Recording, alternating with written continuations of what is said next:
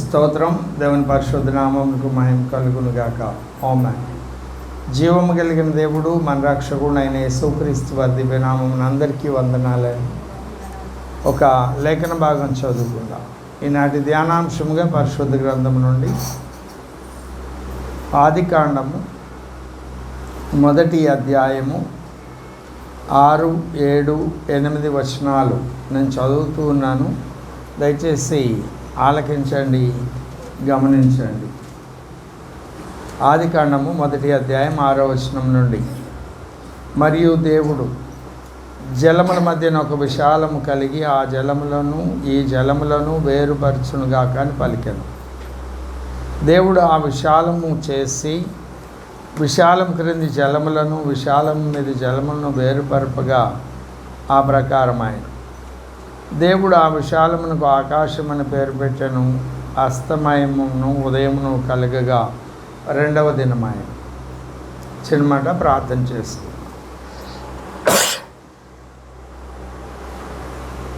మమ్మల్ని మిక్కిలిగా ప్రేమించిన మా ప్రేపర్లకు తండ్రి, మరి ఈసారి మీ పాదాలు చెందుకొచ్చి ఉన్నాం.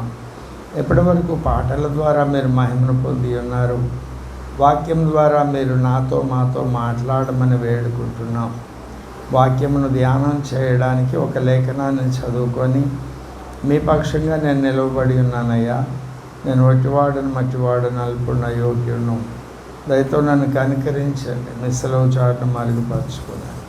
మీ మాటలు నా నోట ఉంచండి అయ్యా. మా అందరికీ అవసరమైన జ్ఞానము, ప్రత్యక్షత కలిగిన మనస్సు మాకు అనుగ్రహించమని వేడుకుంటూ యేసుక్రీస్తు వారి దివ్య నామమున అడిగి పెడుకొని ప్రార్థన చేయుచున్నాం తండ్రి.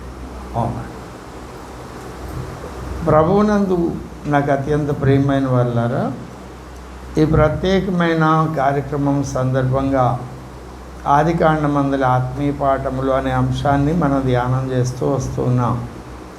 ఆ క్రమంలో మొట్టమొదటి వర్తమానం ఆదియందు దేవుడు భూమి ఆకాశములను సృజించెను అనే మాటలో భూమి ఆకాశములు ఎలాగూ సృజించారో, ఆకాశంలో దేవుడు ఎక్కడ ఉంటాడు, దేవుని పక్షంగా ఉన్న దేవదూతలు, పడిపోయిన దేవదూతలు ఎక్కడ ఉంటారు ఇత్యాది విషయాలు మనం ధ్యానం చేసాం. మొట్టమొదటి వర్తమానం. రెండవదిగా దేవుడు ఏమై ఉన్నాడు అనే విషయాన్ని ధ్యానం చేశాం. మూడవది దేవుడు మనకేమై ఉన్నాడు అనే విషయాన్ని ధ్యానం చేశాం. ఆ తర్వాత దేవుడు వెలుగు కమ్మని పలకగా వెలుగు కలిగెను అనేటువంటి విషయాన్ని ధ్యానం చేశాం.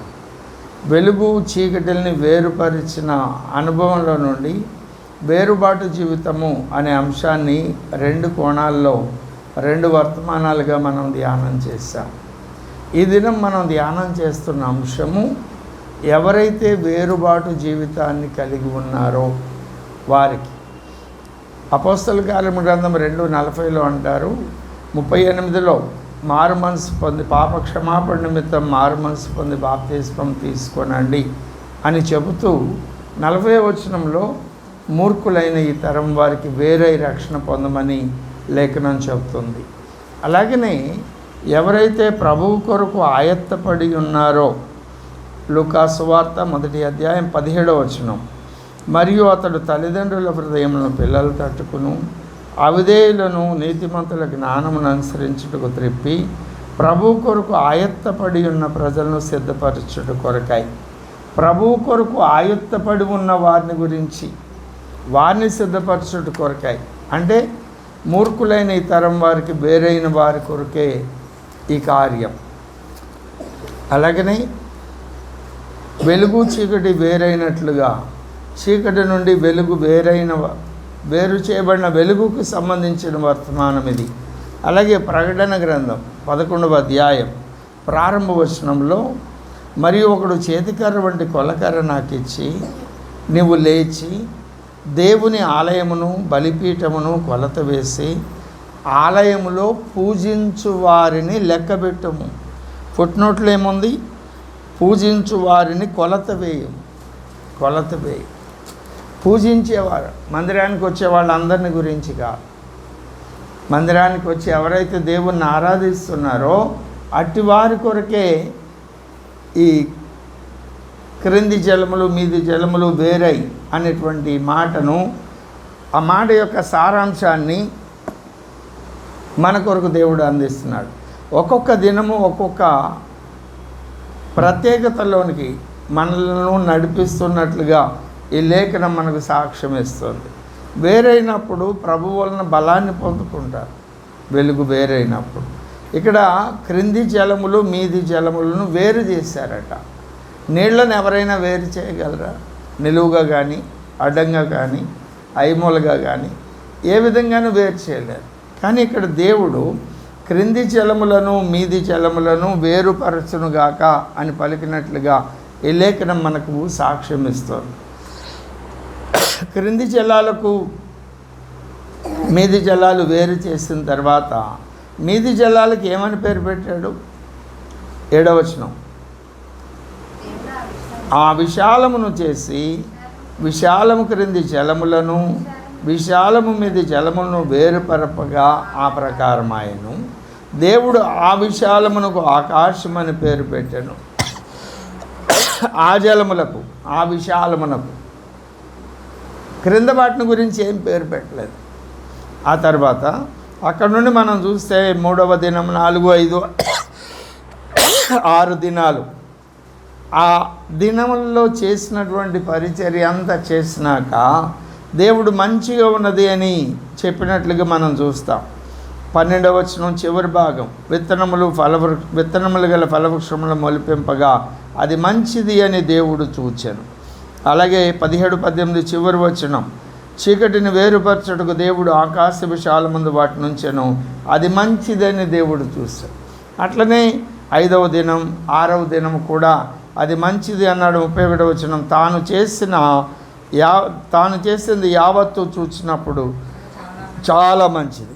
2వ దినానికి ఆ మాట చెప్పలేదు. అవునా? 2 విషయాలు మనం గుర్తుపెట్టాం. ఒకటి, జలములను వేరుపరిచి మీది జలము క్రింది జలాలు అన్నాడు. 2 విశాలాలు అన్నాడు. పై జలములకు పై విశాలమునకు ఆకాశం అని పేరు పెట్టాడు.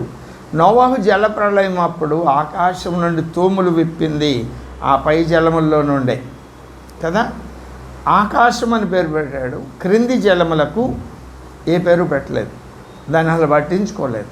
కాబట్టి ఆయన పట్టించుకున్నది పై జలాలని. అక్షరార్థంగా మనం చూస్తే ఆ పై జలాల్లో మనకి ఏం కనపడుతున్నాయి? కీర్తనల 19వ కీర్తన ప్రారంభవచనం చూడండి.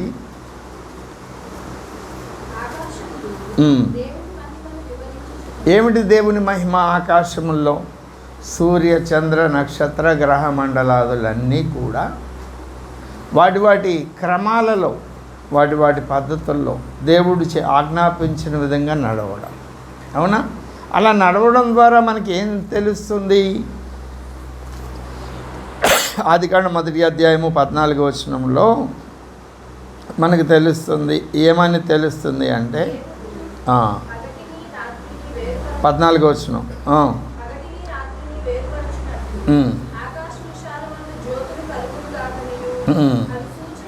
సూచనలను కాలములను దిన సంవత్సరములను సూచించుటకై ఉండుగాకనియు.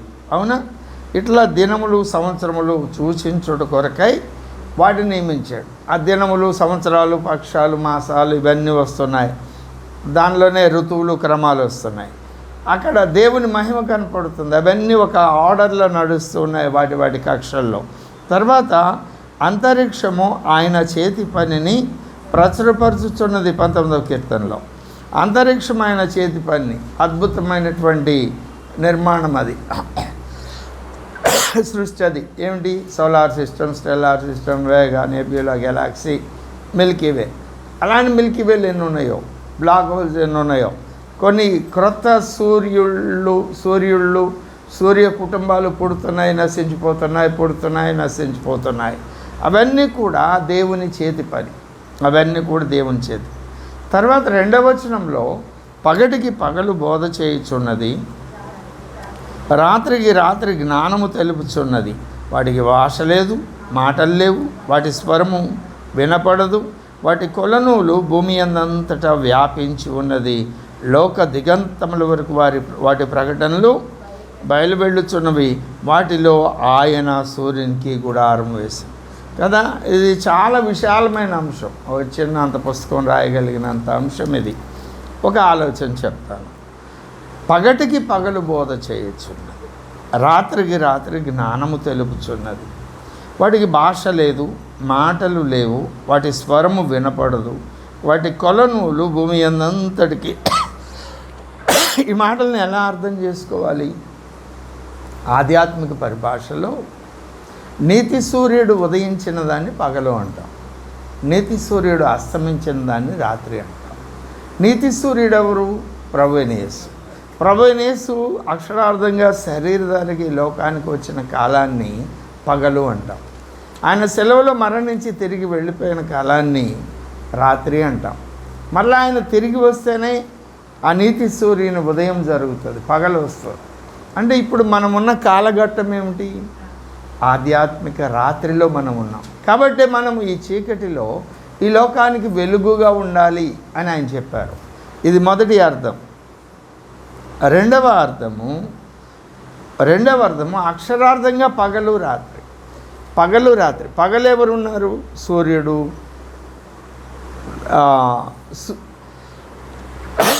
వాటి కక్షల్లో తిరుగుతూ ఉంటారు.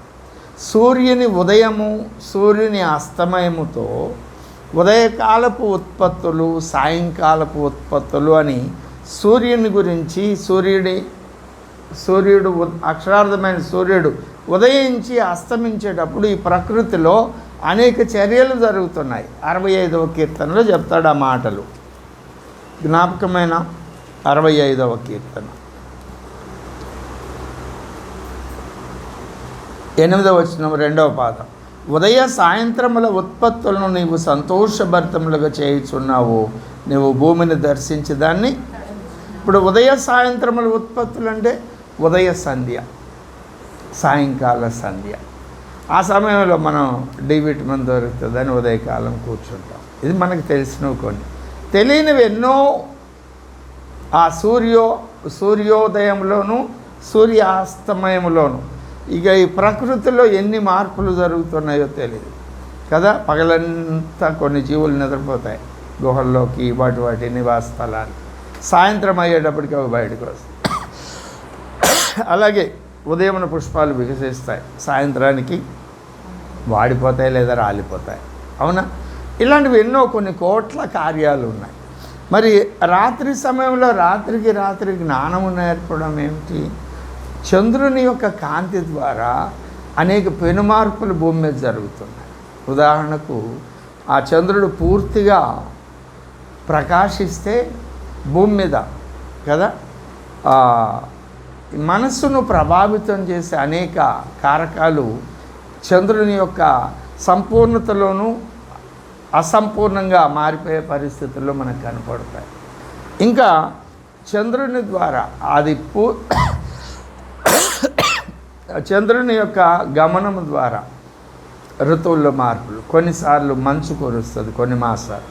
ఆ మంచు ఏం చేస్తుంది? పంట యొక్క పరిపూర్ణతకు ఆ మంచు దోహదం చేస్తుంది కదా. వరి ఉన్నది, పాలు పోసుకునే సమయంలో మంచు కురిస్తేనే ఆ గింజ గట్టిపడుతుంది. మనకు తెలిసిన కొన్ని, తెలియనివి ఎన్నో. ఇవన్నీ రాత్రి సమయంలో మనకు తెలియపరిచేటువంటి విషయాలు. ఇవి 2 విషయాలు. మూడో విషయం, ఒక విశ్వాసి యొక్క ఆధ్యాత్మిక జీవితంలో పగలు ఉంటుంది, రాత్రి ఉంటుంది. పగలేమిటి? నువ్వు అనుకున్నట్టు జరగడం. నీకు దేవుడు ఏం చేస్తున్నాడో చెప్పి చేయడం. నువ్వు ఊహించిన విధంగానే, ఆశించిన విధంగానే నీ జీవితం గడవడం. రాత్రి ఏమిటి? నువ్వు ఆశించిన విధంగా జరగదు. నువ్వు ఆశించిన విధంగా జరగదు. నువ్వు అనుకోని సంఘటనలు జరుగుతాయి. గాఢాంధకారపు లోయలో సంచరించినను. అవునా? ఇలాంటివి ఎన్నో ఉంటాయి. ఇప్పుడు మనం ఆశించనివి మన జీవితంలో జరుగుతూ ఉన్నప్పుడు, ఆ బంధకాల్లో ఉన్నప్పుడు, ఆ పోరాటంలో ఉన్నప్పుడు మనం ఎదుర్కొనే సవాళ్ళు, సమస్యలు, అప్పుడు తెలుస్తారు మనల్ని నిజంగా ప్రేమించేవారు ఎవరు, మనల్ని ఆదరించేవారు ఎవరు, మనల్ని ఓదార్చేవారు ఎవరు, మన కొరకు నిలువబడేవారు ఎవరు? ఆ జ్ఞానం మనకు ఆ రాత్రి సమయంలో దొరుకుతుంది, గాఢాంధకారపు అనుభవాల్లో. అవునా? పగటి సమయం పగటికి పగలు బోధ చేయుచున్నది. మనం అన్ని విషయాల్లో సమృద్ధిగా ఉన్నప్పుడు, సంతోషంగా ఉన్నప్పుడు, సమాధానం కలిగి ఉన్నప్పుడు మన జీవితం అనేక మందికి మాదిరిగా ఉంటుంది. మనం మార్గదర్శకులుగా ఉంటాం. మన జీవితమే ఇతరులకు బోధించేదిగా ఉంటుంది కదా. వీటికి భాష లేదు, మాటలు లేవు, వాటి స్వరము వినబడదు, కానీ కార్యాలు కనపడుతుంటాయి. వాటి కొలనూలు భూమి అంతటా. ఇదేవో ఒక చోట, ఒక సందర్భంలో, ఒక ప్రాంతంలో జరిగేది కాదు.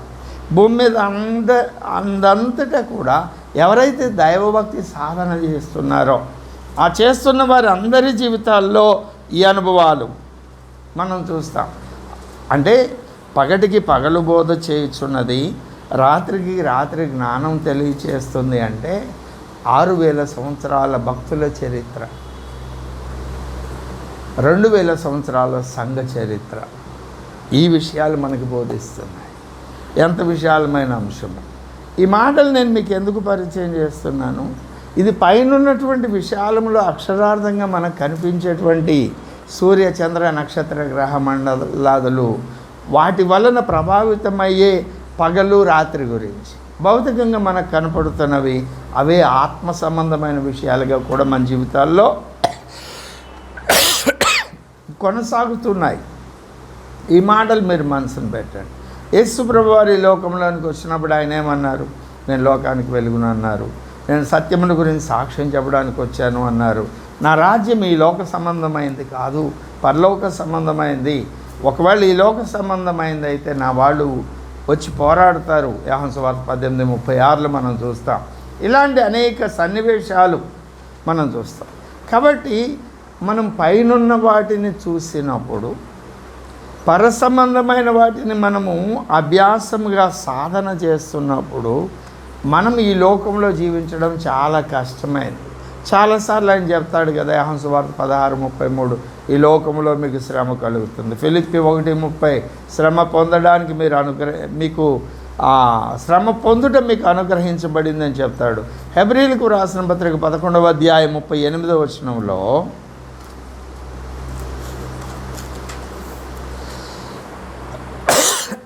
ఒక్క మాటలో తేల్చి పడేశాడు.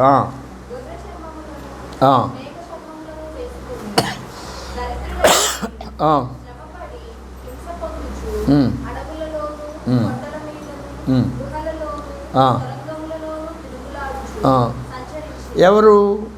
ఆ ప్రారంభం నుండి వ్రాయబడిన విశ్వాస వీరుల గురించి చెప్తూ వాళ్ళు అలాగూ తిరుగులాడుతూ సంచరించిరి. అట్టి వారికి ఈ లోకము యోగ్యమైనది కాదు. ఒక్క మాటలో తేల్చేశాడు. కాబట్టి నువ్వు పైనున్న వాటిని పరిశీలిస్తూ దాని ప్రకారం నువ్వు జీవించడం అనేది ఈ భూమి మీద నీకు సాధ్యమయ్యే పని కాదు. ఈ భూమి మీద అవి సాధన చేయడానికి తగినది కాదు అని తెలియజేశారు. అంటే పైనున్న వాటిని చూస్తూ నువ్వు సాధన చేస్తే ఈ లోకంలో నీకు శ్రమ కలుగుతుంది. అయినా నేను జయించాను, మీరు కూడా జయిస్తారని ప్రభు మనకి వాగ్దానం ఇచ్చారు. ఈ మాట మీరు మనసును పెట్టండి. కాబట్టి ఇప్పుడు పైనున్న వాటిని చూడాలి. ఇది సన్నివేశం. ఇప్పటి వరకు నేను మీకు ఏం పరిచయం చేశాను? రెండవ దినాన ఎవరికి వేరు చేయబడిన వెలుగు సంబంధులైన వ్యక్తులకు చెప్తున్న మాట ఇది. మూర్ఖులైన తరం వారికి, వేరైన వారికి చెప్తున్న మాట ఇది. భూమి మీద జలములు ఉన్నాయి, ఆ చీకట్లో వెలుగు వచ్చింది. వెలుగు కలగమంటే వెలుగు చీకటి వేరైంది, జలములు అలాగే ఉన్నాయి. రెండవ దినం వరకు. రెండవ దినాన ఆయన జలములను రెండుగా చేశాడు. చేసి ఒకటి భూమి మీద ఉన్నది, రెండవది పైకి పంపించాడు. వాటిని విశాలం అన్నాడు. ఆ విశాలానికి ఏం పేరు పెట్టాడు? పై విశాలానికి ఆకాశం. ఆకాశం అనే మాటకి అర్థము అవకాశము అంటాడు ఒక వేద పండితుడు. మంచిదే, అది దగ్గరగా ఉన్నటువంటి జవాబు. అంటే ఆకాశము నువ్వు ఎంత విస్తరించాలనుకున్నా, ఎంత వ్యాపించాలనుకున్నా దానికి తగినంత అవకాశం దొరుకుతూనే ఉంటుంది. ఎలాగో ఈ వర్తమానం చివరిలో చెప్తాను. రైట్. ఇప్పుడు అలాగే మీది జలములు అక్షరార్థంగా మీది జలాలు మనం ఏం చూస్తున్నాం? అక్షరార్థంగా సూర్యుడు, చంద్రుడు, నక్షత్రాలు, గ్రహాలు, గ్రహమండలాలు ఇవన్నీ మనం చూస్తున్నాం. వాటి ద్వారా మనకి ఏం కలుగుతుంది? బోధ కలుగుతుంది, జ్ఞానం కలుగుతుంది. అక్షరార్థ భౌతికపరమైనటువంటి పగలు రాత్రులు కలుగుతున్నాయి. అలాగనే సార్వత్రిక సంఘానికి సంబంధించి, విశ్వానికి సంబంధించి చూసినప్పుడు ఆధ్యాత్మిక పగలు రాత్రి నీతి సూర్యుడు ఉదయించడం ద్వారా అస్తమించడం ద్వారా జరుగుతుంది. ఆయన మరలా రాబోతున్నాడు. ఎప్పుడు? 7 ఏళ్ల శ్రమల కాలం తర్వాత ఆయన రాబోతున్నాడు. వచ్చినప్పుడు మరలా పగలు ప్రారంభం అవుతుంది. అప్పుడు 1000 సంవత్సరాలు పరిపాలన జరుగుతుంది. మూడవదిగా ఒక వ్యక్తి జీవితంలో కూడా పగలు రాత్రి ఉంటుంది. రాత్రి సమయంలో మనం అనేక విషయాలు నేర్చుకుంటాం. ఆ శ్రమలో, హింసలో, కరువులో, ఖడ్గములో, వస్త్రహీనతలో, లేమిలో కదా అడుగు తీసి అడుగు వేయాలంటే ఎంత తడుముకుంటూ జాగ్రత్తగా వేస్తాము. అనాలోచితంగా ఆలోచించి నిర్ణయాలు తీసుకుంటాం. 1-2 సంప్రదించి నేను ఇలా వస్తున్నా, ఏమైనా ఉందా, ఎవరైనా ఉన్నారా, ప్రతిదీ కూడా. అదే వెలుగులో అయితే అదేం అక్కర్లేదు, చూసుకుంటూ వెళ్ళిపోతాం. బోధిస్తాం. అవునా? ఇది చెప్తూ వీడి సారాంశం ఏమిటి అంటే పైన వాటిని చూడాలి. ఆ మాట ఎవరు చెప్పారు? పరిశుద్ధాత్మ పూర్ణుడైన పౌలు కొలసీలకు రాసిన పత్రిక 3వ అధ్యాయం ప్రారంభ వచనంలో చెప్పారు.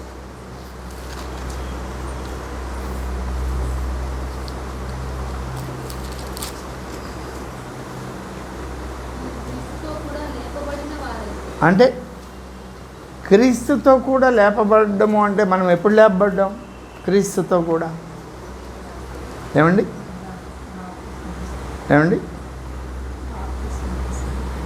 క్రీస్తుతో కూడా లేపబడిన వారైతే పైనున్న వాటినే వెతుకుడి. బాప్తిస్మం తీసుకున్నప్పుడు ఎలాగూ రోమీయులకు రాసిన పత్రిక 6వ అధ్యాయంలో మనం చూస్తాం. ఈ మాట చాలాసార్లు ధ్యానం చేసాం. సందర్భం కనుక జ్ఞాపకం చేస్తున్నాం. 5 సాదృశ్యం అంటే ఆల్రెడీ ఒక దృశ్యం అక్కడ ఉంది. అలాంటి దృశ్యమే ఇక్కడ రిపీట్ అవుతుంది. అక్కడ ఉన్నటువంటి దృశ్యం ఏమిటి? మరణం. బాప్తిస్మం తీసుకున్నప్పుడు మనం ఏం చేయబడుతున్నాం? బాప్తిస్మం ఇచ్చేవానికి, బాప్తిస్మం తీసుకుంటున్న వానికి, బాప్తిస్మం ఇచ్చి తీసుకుంటున్న వారిని చూస్తున్న వారికి, ఈ ముగ్గురికి ఏం కనపడుతుంది? ఒక వ్యక్తి ముంచబడడం ద్వారా మరణించాడు అనే దృశ్యం కనపడుతుంది. మరణించడం అనేది ఎవరు మరణించినట్లు? క్రీస్తు మరణించినట్లు. ఆయన మరణం సాదృశ్యమందు ఆయనతో ఐక్యము కలవారమైన ఎడల ఆయన పునరుత్థానమేక సాదృశ్యమందున ఆయనతో కూడా, అంటే తిరిగి లేవడం, పునరుత్థానం. ఆ మాట చెప్తూ కొలసీ 3:1 మీరు క్రీస్తుతో కూడా లేపబడిన వారైతే, అవునా, మరణ పునరుత్థానాల యొక్క అనుభవాన్ని కలిగి ఉంటారంటే అప్పుడే నూతనంగా జన్మించిన వ్యక్తులు అవుతారు. మీరు నూతనంగా జన్మించిన వ్యక్తులైతే ఏం చూడాలి? పైనున్న వాటిని మనం చూడాలి. ఇప్పుడు అంశం ప్రారంభమవుతుంది. ఈరోజు వర్తమానం పైన ఏమున్నాయి? మన కొరకు దేవుడు పైన ఏమేమి సిద్ధపరిచారు? మొట్టమొదటిగా గలతీయులకు రాసిన పత్రిక 4వ అధ్యాయం 26వ వచనం.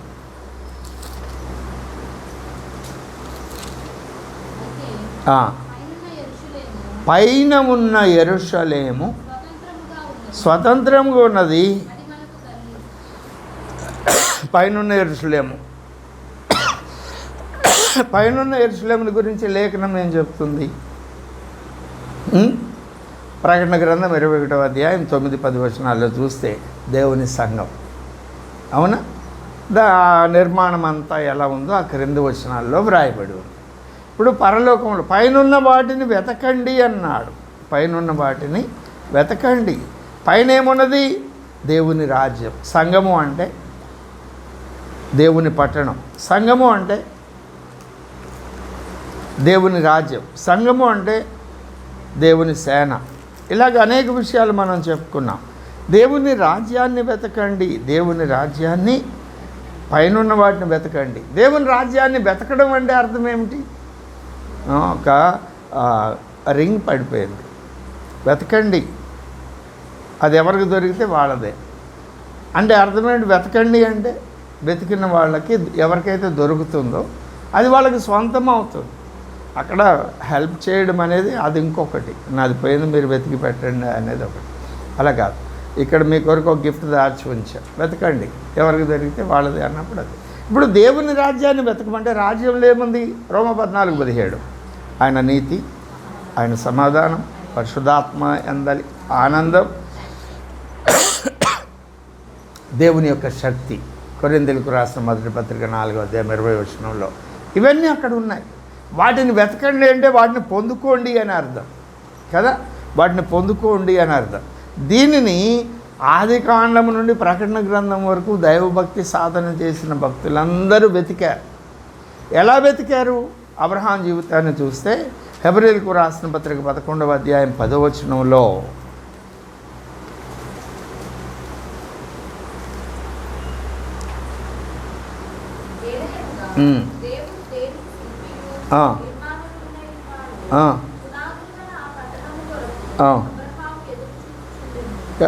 ఎక్కడుంది ఈ పట్టణం? గలతీ పత్రికలో చెప్పాడు, పైన ఉన్నది. ఆ పట్టణానికి పునాదులు ఉన్నాయి. ఆ పట్టణాన్ని ఎవరు నిర్మిస్తున్నారు? శిల్పి నిర్మాణకుడైన దేవుడు కదా, దానికి పునాదులు ఉన్నాయి. ఆ పట్టణం కొరకు అబ్రహాం ఎంత ఐశ్వర్యవంతుడు, మహారాజు అని పిలువబడ్డాడు. ఎంతటి వీరుడు, రాజులను జయించి వచ్చినాడు. ఇంటనే ఇంచుమించు 318 ఇంట పుట్టిన సైనికులు ఉన్నారు. ఇంకా విడిగా ఉన్న వాళ్ళు ఎంతమంది ఉన్నారో తెలియదు. ఆయన పిలిస్తే వచ్చేవాళ్ళు అనేక మంది ఉన్నారు.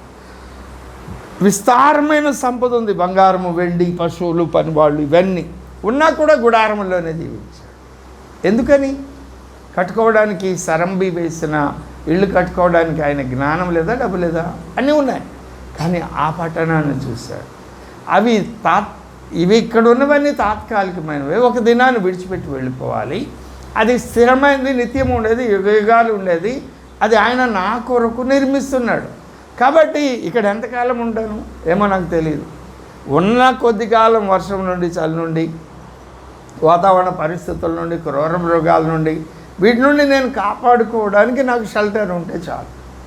అలాగే పాత నిబంధన కాలం భక్తులందరూ కూడా ఈనాటికి కూడా ఆ పైనున్న పట్టణాన్ని చూసేటువంటి వారు ఈ క్రింద నామినల్గా మినిమం అవసరతల కొరకే వారు ప్రయాసపడుతున్నారు, పైనున్న వాటిని వెతుకుతున్నారు. ఎందుకంటే పైనున్న వాటిని చూడకపోతే క్రిందన్న వాటిని చూశారనుకోండి, పైనున్న వాటిని చూడలేరు. పైనున్న వాటిని చూస్తే క్రింద ఉన్న వాటిని చూడలేరు. మన మనసు ఒక దాని మీద కేంద్రీకరించినప్పుడు, దాని మీదే 100% ఎఫర్ట్ పెట్టినప్పుడు అది మాత్రమే చేయగలుగుతాం. ఒకేసారి 2 పనులు చేయాలంటే 2 కూడా 100% ఎఫర్ట్తో మనం చేయలేం. అవును కదండి. ఈ అనుభవం ఇలా చెప్తున్నాడు పౌలు భక్తుడు కొరింథీయులకు రాసే 2వ పత్రిక 5వ అధ్యాయం ప్రారంభవచనం.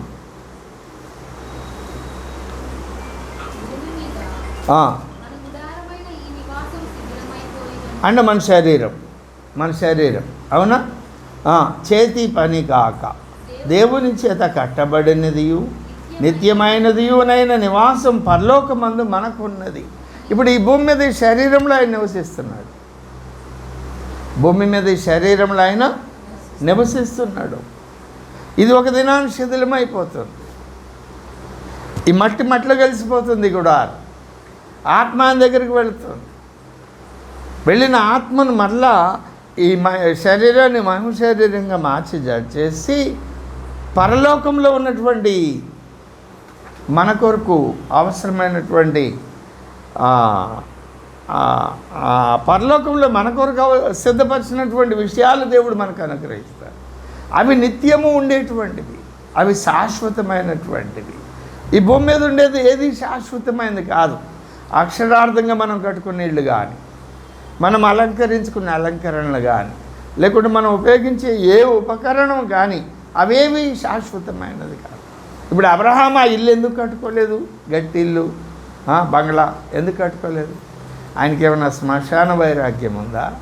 పోనీ సంసార వైరాగ్యం ఉందా? అవి రెండు కాదు. ఆ పట్టణం అక్కడ ఉంది. అది ఉన్నప్పుడు ఇక్కడ ఎందుకు? నేను దీని మీద మనసు పెట్టాను అనుకో, దాని మీద నేను మనసు పెట్టలేదు. ఇక దీని మీద మనసు పెట్టి ఇక్కడ ఏదైనా నిర్మిస్తే పొద్దుగోలు అది బాగుందా, పాడైందా, మంచిగా ఉందా లేదా, ఇక దీని గొడవే పడుతుంది, కానీ దాని గొడవ నేను పట్టించుకోలేను. కాబట్టి ఇది నాకు వద్దు, నాకు ఎంతవరకు అవసరమో అంతవరకు. అలాగని ఇప్పుడు మనం కూడా గుడారాల్లో ఉండాలని అర్థమా? కాదు కాదు కాదు. మనకు అవసరం. పగూరు ఏమంటాడు? 30వ అధ్యాయం సామెతల గ్రంథంలో 7వ వచనం.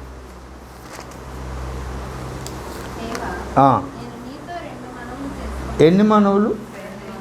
ఏంటట అవి?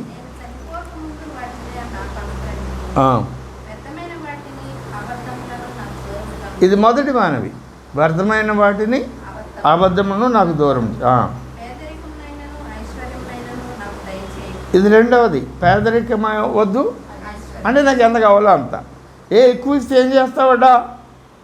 తగినంత ఆహారం నాకు అనుకున్నాను. ఎక్కువ ఇస్తే ఏం చేస్తాడంటే 9లో ఆయనే చెప్తున్నాడు, యెహోవా ఎవడని అందునేమో,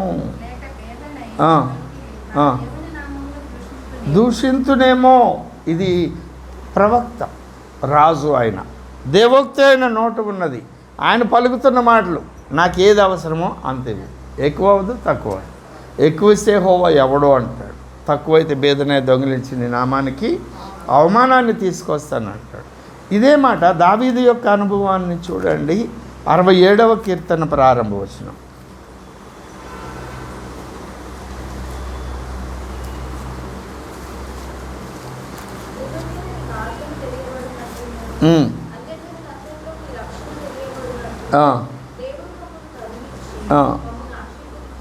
ఎందుకు ఆశీర్వదించాలట? ఆశీర్వదించడం అంటే ఏమిటి? ఉండడానికి ఇల్లు, కట్టుకోవడానికి మంచి బట్టలు, టైం ప్రకారం తినడానికి అవసరమైన ఆహారము, అవసరమైన ఆరోగ్యం. ఎందుకంటే అన్ని జనులు అడుగుతారు, మీరు దేవుని మొక్కుతున్నారుగా, ఉండడానికి ఇల్లు కూడా ఇవ్వలేదా? కట్టుకోవడానికి మంచి బట్టలు కూడా ఇవ్వలేదా? ఆరోగ్యం కూడా ఇవ్వలేడా మీ దేవుడు? అడుగుతారు. ఇవన్నీ మనకు ఎందుకు కావాలి అంటే, అన్ని జనుల్లో ఆయన మనకు కలగచేసిన రక్షణ కనపరచబడాలి. ఆయన మార్గాలు మనం తెలియపరచబడడానికి, ఆయన మార్గాలు మనము తెలియపరచడానికి. ఇప్పుడు దావీదుకి విస్తారమైన సంపద ఉందిగా, అబ్రహాముకు విస్తారమైన సంపద ఉంది, దావీదుకు కూడా విస్తారమైన సంపద ఉంది. కానీ దావీదు ఏం కోరుకున్నాడు? 27వ అధ్యాయం 27వ కీర్తన 4వ వచనంలో,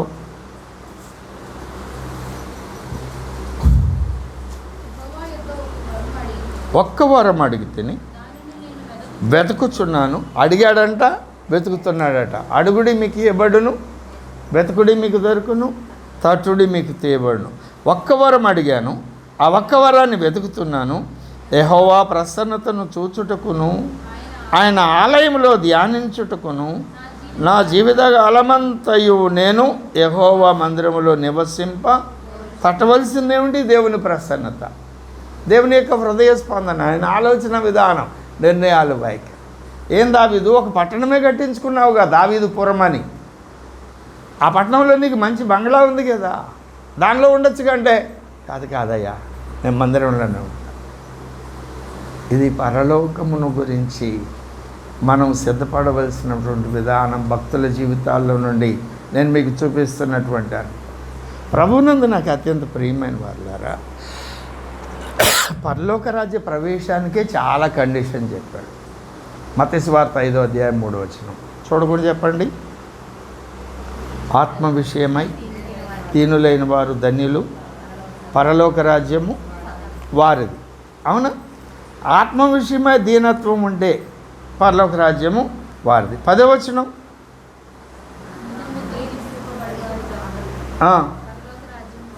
పరలోక రాజ్యము వారిది. పరలోక రాజ్యం వెళ్ళాలి అంటే నీతి నిమిత్తం హింసించబడాలి. నీతి నిమిత్తం నువ్వు ఎప్పుడు హింసించబడతావు? ఆ నీతిని ప్రచురపరిచినప్పుడు, ప్రకటించినప్పుడు. ఆ పని ఎంతమంది చేయగలుగుతున్నారు? యోహాను సువార్త 3వ అధ్యాయం 3-5 వచనాల్లో ఏమంటాడు? ఒకడు నీటి మూలముగాను ఆత్మ మూలముగాను జన్మించితేనే తప్ప వాడు పరలోక రాజ్యంలో ప్రవేశింపడు.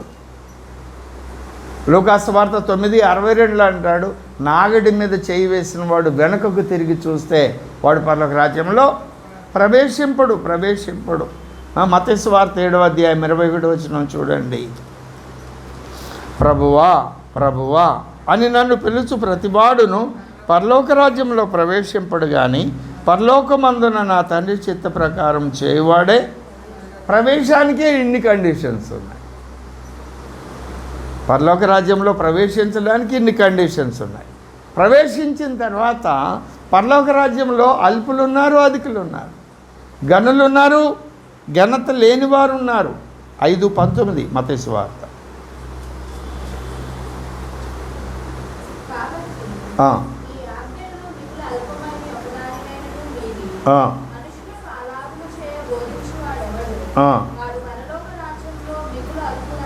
కదా 100 ఆజ్ఞలు ఉన్నాయి బోధించాడు పాస్టర్ గారు.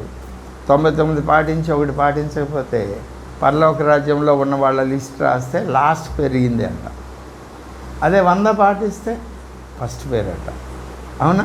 అంటే లాస్ట్ వాడు ఉన్నాడు, ఫస్ట్ వాడు ఉన్నాడని కదా అర్థం. ఆ తర్వాత ఆయన అంటున్నాడు, వాటిని గైకొని బోధించు వాడెవడో వాడు పరలోక రాజ్యంలో. ఇదే సన్నివేశం మనం ధనవంతుడు లాజరు కథలో చూస్తాం, లోకాసు వార్త 16. అవునా? అబ్రహాము రొమ్మున ఆనుకొనిన లాజరు ఎక్కడ? పరదైసులో. అంటే పరదైసు అనేది చాలా విశాలమైన ప్రాంతం. అక్కడ అబ్రహాము ఒక సీట్ ఉంది. ఆయన ఆ పరదైసుకు మన భాషలో చెప్తున్న కింగ్, అందరిలో కల్లా పెద్దోడు, తండ్రి. ఆయన రొమ్మున ఆనుకునే స్పెషల్ సీట్ ఒకటి ఉంది. మిగిలిన వారు కూడా అక్కడక్కడ ఉంటారు. అంటే పరలోక రాజ్యంలో హెచ్చు తగ్గులు ఉన్నాయి. ప్రవేశానికే అనేక కండిషన్స్ ఉన్నాయి. ప్రవేశించిన తర్వాత అందులో అనేక మెట్లు ఉన్నాయి, అనేక అంతస్తులు ఉన్నాయి. ఈ మాటలు మీరు మనసును పెట్టండి. పైన ఉన్న వాటిని వెతకమన్నాడు. పైన ఏముంది? యెరూషలేం. యెరూషలేం అంటే ఏమిటి? దేవుని రాజ్యం, దేవుని సంఘం. అక్కడ దానిలో ప్రవేశించడానికి ఎన్నో కండిషన్స్ ఉన్నాయి. ప్రవేశించిన తరువాత అక్కడ వేరు అంతస్తులు ఉన్నాయి. కొరింథీయులకు రాసిన మొదటి పత్రిక 15వ అధ్యాయం 45వ వచనంలో సూర్యునికి ఉన్న మహిమ వేరు. 41 నుండి చూడండి. సూర్యుని మహిమ వేరు, చంద్రుని మహిమ వేరు. మనల్ని నక్షత్రం చేస్తానన్నాడా? జయించిన వాడికి నక్షత్రం ఇస్తానన్నాడా? ప్రకటన 2:28లో. అవునా? నక్షత్రాలునే, నక్షత్రాలకు మహిమ వ్యత్యాసం వేరు సైజుల్లో ఉంటాయి, వేరు స్థానాల్లో ఉంటాయి వాటి మహిమ. కాబట్టి పైనున్న వాటిని వెతకండి అంటే ప్రవేశించడానికి ఎలా, ప్రవేశించిన తర్వాత ఉన్నతమైన స్థానాన్ని పొందుకోవడం ఎలా, ఇవన్నీ మనం ఎలా సాధన చేయగలం? పగలు రాత్రి. అవునా? పగటికి పగలు బోధ చేయుచున్నది, రాత్రికి రాత్రి జ్ఞానము తెలియదు. వాటికి మాట లేవు, భాష లేవు. అనుభవాల ద్వారా, ప్రభుతో నడిచేటువంటి అనుభవాల ద్వారా ఇవన్నీ మనం నేర్చుకుంటాం. ఇది మొదటి విషయం. అంటే భూమి మీద దైవభక్తి సాధన చేస్తున్నవారు ఎవరైతే చీకటి నుండి వేరయ్యారో వారు పరలోక రాజ్యంలోకి వెళతారు. ఇది మొదటి మెట్టు. రెండవ మెట్టు పైన ఏమున్నాయో చూస్తున్నాం. రెండవదిగా యోహాను సువార్త 14వ అధ్యాయం 2వ వచనం.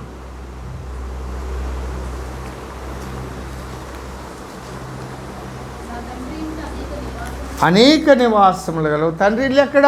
పైన ఉందా, కింద ఉన్నదా? పైన ఉన్నదా, క్రింద ఉన్నదా? పైన ఉన్నది. నా తండ్రి ఇంట అనేక నివాసములు గలవు, మీతో చెబుదును. నేను వెళ్ళి మీకు స్థలము సిద్ధపరచని ఎడల నేనుండు స్థలములో మీరును ఉండులాగున మరల వచ్చి నా యొద్ద ఉండుటకు మిమ్మును. కదా? ఇప్పుడు ఇల్లు ఎవరికి దొరుకుతాయి? అవునా? దైవభక్తి సాధన మనం చేసేదాన్ని బట్టి వేరు అంతస్తులు పరలోకంలో ఉన్నాయని మనకి అర్థమైంది. ఇప్పుడు ఆ వేరు అంతస్తులను మనం స్వతంత్రించుకోవాలి అంటే ప్రతి ఒక్కరు కూడా ఉన్నతమైన స్థానమే, సింహాసనమే కావాలనుకుంటారు. అవునా? ఉన్నతమైనదే కావాలని కోరుకుంటారు. కానీ ఆ స్థానాలు మనకి ఎలాగ దొరుకుతాయి? మన యొక్క ఆత్మీయ స్థితి ఏమిటి భూమి మీద? రోమీయులకు రాసిన పత్రిక 13వ అధ్యాయం 11వ వచనం చూడండి.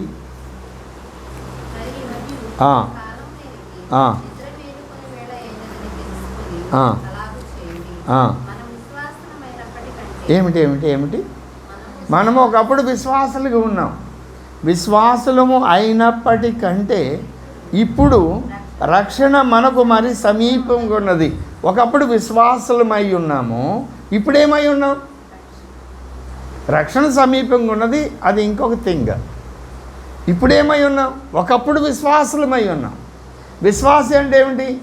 నేను పాపిని, నా పాపం నేను విడిపించబడలేను, విడిపించబడడానికి పరిశుద్ధుడైన దేవుని కుమారుడు ఈ లోకానికి రావాలి, ఆయన శిలువయజ్ఞం చేయాలి, ఆయన రక్తం నా పాపాన్ని కడుగుతుంది, ఆయన నమ్మదగిన దేవుడు, ఆయన పరిశుద్ధుడు, ఆయన యథార్థవంతుడు, ఆయనలాగా ఉండమన్నాడు, నేను పరిశుద్ధంగా ఉంటా, యథార్థంగా ఉంటా, నమ్మకంగా ఉంటాను, క్రమంగా వెళ్తాను. ఇది విశ్వాస యొక్క ప్రారంభ స్థాయి. ఆదివారం వస్తారు, క్రమాల్లో పాల్గొంటారు, తిరిగి వెళ్ళిపోతారు. ఇంటి దగ్గర క్రమబద్ధమైన భక్తి చేసుకుంటారు, ప్రతిరోజు ప్రార్థన చేసుకుంటారు, దేవునికి ఇష్టం లేని ఏ పనులు చేయరు. ఇది విశ్వాస యొక్క మొట్టమొదటి స్థాయి. ఆ పై స్థాయి ఏమిటి? ఏమండి? శిష్యులు. మత్తయి సువార్త 28వ అధ్యాయం 18 నుండి. ఆ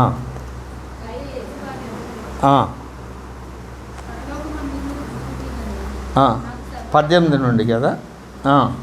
సర్వాధికారం ఇవ్వబడి ఉన్నది కాబట్టి మీరు వెళ్ళి సమస్త జనులను శిష్యులుగా చేయండి.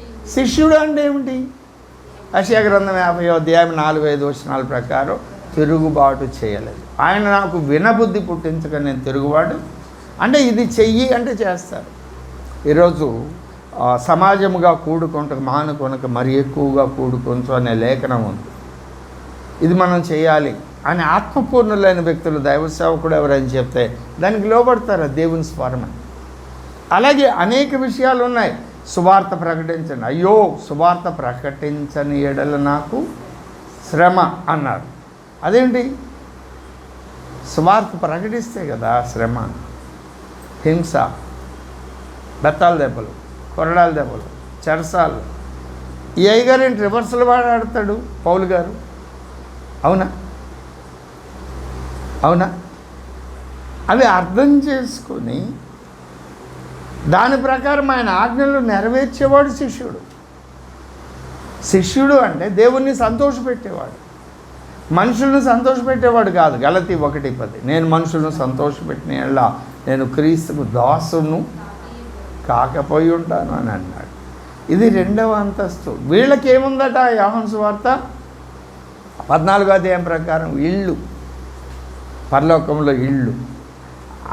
ఆ అంతస్తులు నేను చెప్తున్నా.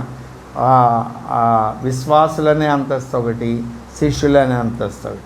ఇళ్ళు ఇస్తాడా, భవనాలు ఇస్తాడా, ఏమిస్తాడో తెలియదు, కానీ సంథింగ్ స్పెషల్. వీళ్ళు విశ్వాసులైన వారికంటే మెరుగైన స్థితిలో, స్థానంలో ఉంటారు. ఆ విషయం చెప్పడానికి ఉదాహరణగా చెప్తున్నాను. కానీ సాధారణమైన విశ్వాసి పరలోకానికి వెళ్తాడు, శిష్యుడైన వ్యక్తి కూడా పరలోకానికి వెళ్తాడు.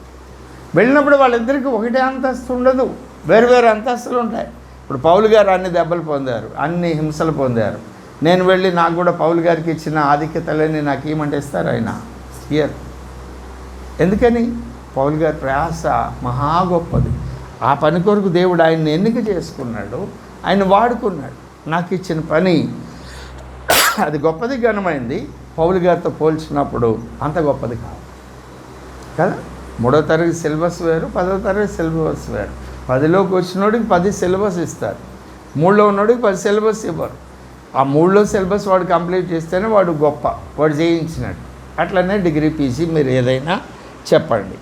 కాబట్టి మనము విశ్వాసులమైనప్పటికంటే ఇప్పుడు అంటే విశ్వాసుల కంటే మెరుగైన స్థానము అనేటువంటిది అక్కడ భావం. రక్షణ మరి సమీపంగా ఉంది. రక్షణలో కూడా వేరు అంతస్తులు ఉన్నాయని మనం చెప్పుకున్నాం కదా. ఇది 2వ విషయం. మనం ఏం ధ్యానం చేస్తున్నాం? మీరు క్రీస్తుతో కూడా లేపబడిన వారైతే పైనున్న వాటినే వెతకండి. పైన ఏమున్నాయని ధ్యానం చేస్తున్నాం. పైన ఏమున్నది? మొట్టమొదటిగా యెరూషలేము పట్టణం, దేవుని రాజ్యం, అవునా, దేవుని సంఘం, అందులో మన స్థానం, దానిలోనికి ప్రవేశం. 2వది మన కొరకు దేవుడు ఇళ్ళు సిద్ధపరిచాడు. దాని గురించి విశ్వాసి స్థాయి నుండి మరింత మెరుగైన స్థాయిని గురించి చెప్పాడు. 3వ స్థాయి ప్రకటన గ్రంథం 3వ అధ్యాయం 21వ వచనం.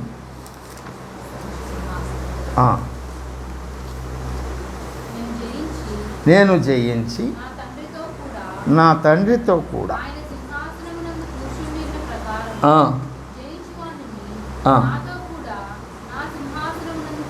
నా సింహాసనం మీద కూర్చుండనిత్తును నిచ్చేదని. అవునా? ఏం జయించాలి? ఏమి జయించాలి? ఈ సంఘానికి ఏం రాశాడో చూడండి. 17వ వచనం. 1 2 3 4 5 అని ఎరుగక కదా. వీడు దౌర్భాగ్యుడు, అంటే ఆయన ఇచ్చిన భాగ్యాన్ని పోగొట్టుకున్నాడు, దిక్కుమాలిన వాడు. దేవుడే దిక్కు. దేవునికి ఉన్న అనేక పేర్లు ఒక పేరు దిక్కు. దేవుడిని వదిలేసి తామే నీతిమంతులమని ఎంచుకొని పరిశీలి గురించి చెప్తాడు. ఇప్పుడు దేవుడిని నమ్మడు, దేవుని కృపను నమ్మడు.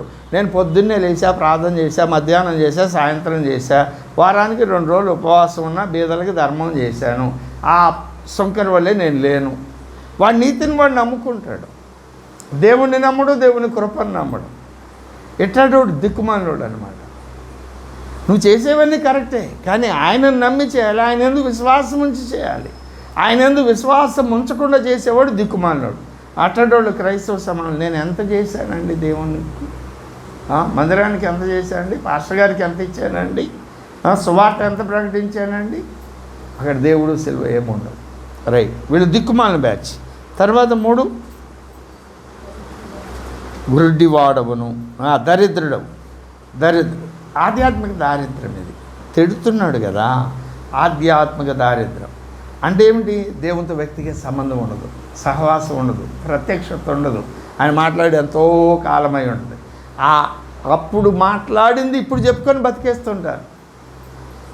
ఎటువంటి వాళ్ళు దరిద్రులు. ఆయన ప్రతి దినము మాట్లాడడానికి ఇష్టపడుతున్నాడు. గుడ్డివాడు అంటే కళ్ళుండి చూడలేని వాడు. దిగంబరుడు అయి ఉన్నావు అంటే వస్త్రాలు లేవు కానీ ఉన్నాయి అనుకుంటున్నాడు.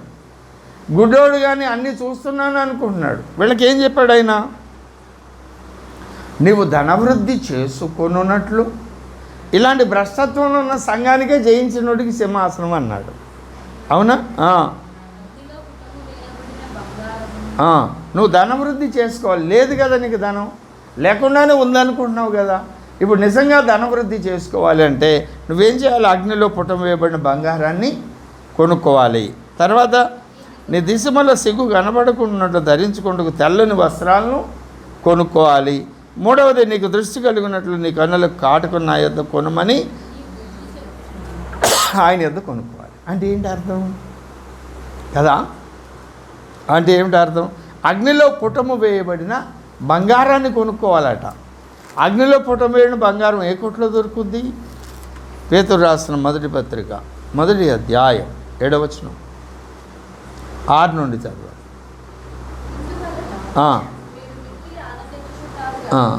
ఎందుకు? పైన మనకి స్వాస్థ్యం వచ్చిందని, మనల్ని తిరిగి జన్మింపజేశారని, మన కొరకు కడవరి కాలమందు కనపరచబడు రక్షణ సిద్ధంగా ఉందని మీరు మిక్కిలి ఆనందించుతున్నారు. కానీ దేని బట్టి? ఏంటి అవసరం? ఏమి లేకపోయినా అన్నీ ఉన్నాయని అనుకున్నావు. లేనివి ఏవైతే ఉన్నాయి అనుకుంటున్నావో అవి లేవు. ఇప్పుడు అవి నీకు కావాలి, అది నీకు అవసరం. ఆ అవసరాన్ని బట్టి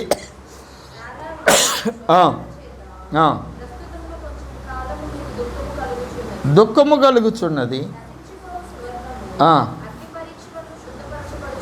ఏం చెప్పాడు? బంగారం అగ్ని పరీక్ష వలన శుద్ధపరచబడుతుంది అన్నాడు. దానికి ప్యారలల్గా సమాంతరంగా ఏం చెప్పాడో చూడండి కదా అని క్వశ్చన్ చేసి దానికి సమాంతరంగా ఏం చెప్పాడు? దానికంటే, దేనికంటే? శుద్ధపరచబడుతున్న బంగారము కంటే అమూల్యమైన మీ విశ్వాసము ఈ శోధనల చేత పరీక్షకు నిలిచినదై. అవునా? శోధనల చేత పరీక్షకు నిలిచిందై యేసుక్రీస్తు ప్రత్యక్షమైనప్పుడు మీకు మెప్పును మహిమయు ఘనతయు కలుగుడు కారణము. అక్కడేమన్నాడు? నువ్వు ధనవృద్ధి చేసుకోవాలంటే అగ్నిలో పుట్టవేయబడిన బంగారాన్ని కొనుక్కోమన్నాడు. బంగారం అక్షరార్థమైన బంగారం కొనుక్కోమన్నాడా? లేదు. బంగారంతో సమానంగా పోల్చబడినటువంటి అమూల్యమైన విశ్వాసాన్ని కొనుక్కో. ఎక్కడ దొరుకుతుంది నీకు? నీ శ్రమలో, నీ శోధనలో, నీ పోరాటంలో. అవునా? అంటే శోధన వచ్చినప్పుడు, ఆ పోరాటం ఉన్నప్పుడు దాని నుండి నన్ను తప్పించు అని అడగడం కాదు, దానిలో నన్ను నిలవబెట్టు, దానిలో నన్ను జయించే వ్యక్తిగా ఉంచు. ఆ శోధనలో నేను తొలగిపోకుండా, తప్పిపోకుండా నీ పక్షంగా నేను సాక్షిగా ఉండాలి. అదే కదా ఒక క్రైస్తవుని యొక్క సాక్ష్యం. కానీ ఈనాటి క్రైస్తవ సమాజంలో ఏం జరుగుతుంది? బోధించే బోధకులైనా విశ్వాసుల యొక్క హృదయ వైఖరైనా ఎలా ఉంది? మీకు అప్పులా తిప్పలా ఏమున్నాయా, మా దగ్గరికి రండి, అన్నీ అమ్మడే పోతాయి. నిజంగానే పోతున్నాయి కూడా, చాలా చోట్ల పోతున్నాయి. పోతే అంతమంది జనం ఎందుకు పోతారు? అవునా కదా? పోతున్నాయి. ఇది సైతాన్ కుట్రలో భాగం కాదా? ఏమిటి సైతాన్ కుట్ర? స్వస్థత వచ్చింది కాబట్టి మేము ఆశీర్వదించబడ్డాం, దేవుని కృప మా మీద ఉన్నది, మేము ఐశ్వర్యవంతులం, ధనవంతులము, ఆధ్యాత్మిక ఆశీర్వాదాన్ని మేము పొందుకున్న వాళ్ళం అని చెప్పుకుంటున్నారు. కానీ అలాంటి వాళ్ళే మేలుపొంతు వెళ్ళి సడన్గా ఒక జటిలమైన సమస్య వస్తే, దేవుడు సమాధానం ఇవ్వని సమస్య ఒకటి వస్తే వాళ్ళ విశ్వాసం ఏమైపోతుంది? అప్పుడేం జరుగుతుంది? దేవుడి నుండి వేరైపోతారు.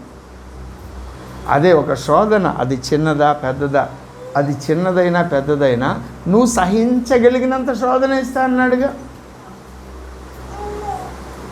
ఆ శోధన నువ్వు సహించలేకపోతే తప్పించుకునే మార్గం చూపిస్తా అన్నాడుగా 10-13 కొరింథీయులకు రాసిన మొదటి పత్రికలో. అవునా? కాబట్టి ఆ మాటను విశ్వసిస్తే ప్రభువా ఈ శోధనలో నేను నిలిచి ఉండాలి. యాకోబు 1:12 ఏమన్నాడు? శోధన సహించువాడు ధన్యుడు. అదే అధ్యాయంలో, అదే పత్రికలో చివరిలో అంటాడు, యోబు సహించాడు అని మనం చెప్పుకున్నాం కదా. 4:5-11 సహించిన వారిని ధన్యులని చెప్పుకొనుచున్నాం కదా. మీరు యోబు యొక్క సహనమును గూర్చి వింటిరి, ఆయన ఎంతో జాలియు కనికరము గలవాడని ఎప్పుడు తెలుసుకున్నారు? అందరు చచ్చిపోయి అన్నీ పోగొట్టుకోకముందా? అవునా? శోధన సహించినప్పుడా, సహించనప్పుడా? కాబట్టి ఆ సువర్ణము ఎలాగో అగ్నిలో శుద్ధీకరించబడితే ప్రకాశిస్తుందో, నువ్వు శోధనలో పుటము వేయబడితే నీ విశ్వాసం అమూల్యమవుతుంది. కాబట్టి అక్కడ నువ్వు కొనుక్కో అమూల్యమైన విశ్వాసాన్ని, అప్పుడు నీకు సింహాసనం. అట్లాగే వస్త్రం అన్నాడు, నీ దిశముల కనబడకుండానట్లు ధరించుకుంటూ తెల్లని ఈ వర్తమానం మనం ధ్యానం చేసాం. ప్రకటన 16:16 చెప్తూ సాతాను ఏం చేస్తాడు? వస్త్రాన్ని మురికి చేస్తాడు, అది సులువుగా చేసేస్తాడు. గూడగాల్చి పైన వేసినట్టు ఒక నిందే చేస్తాడు. సాధ్యమైతే అసలు వస్త్రాలు లేకుండా చేసేస్తాడు. దానికి ఏం చెప్పాను? జకర్యా 3 చెప్పాను మురికి చేయడానికి. దీనికి ఏం చెప్పాను? సమరేడుగా చెప్పాను కదా. ఆయన దగ్గర ఎన్నో ఉంటే అవేమీ దొంగిలించలా, వస్త్రాలే దొంగిలించాడట వాడు. ఎవడు వాడు? సాతాను. వస్త్రాలు దొంగిలించబడిన వాడిని తీసుకువెళ్ళి ఆ సమరేయుడు ఎక్కడ అప్పగించాడు? పూటకొళ్ళవాడికి.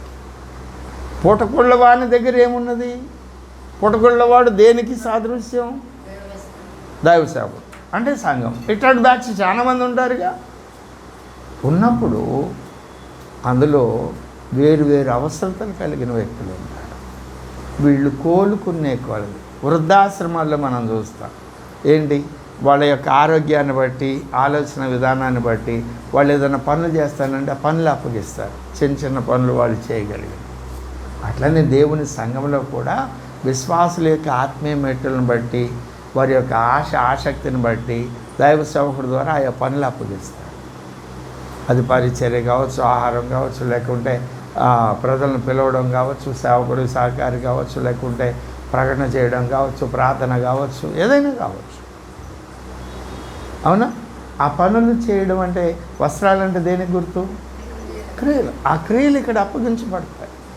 ఆ వస్త్రాలు కొనుక్కోవడం అంటే నువ్వు రావాలా, లేకుంటే వాళ్ళు ఇస్తారా? నువ్వు రావాలి. అయ్యా ఏ పని ఉంది, ఏం చేయాలి, నీకు తెలియపోతుంది. ఏం పని లేదన్నారు అనుకో, ఆదివారం రోజు ఎవరు రాలేదు, ఎందుకు రాలేదు ఆలోచించి వాళ్ళ గురించి ప్రక్కన నుండి ప్రార్థన చేయాలి. సందర్భం వచ్చినప్పుడు వాళ్ళతో మాట్లాడు. అది దేవుని పనే కదా. ఆ పని ఎంతమంది చేయగలుగుతున్నాం? అవునా? ఆలోచన చేయండి. ఇలాగ వస్త్రాలు, ఈ వస్త్రాల గురించి ఆయన చెప్తూ యెషయా గ్రంథం 61వ అధ్యాయం 10వ వచనంలో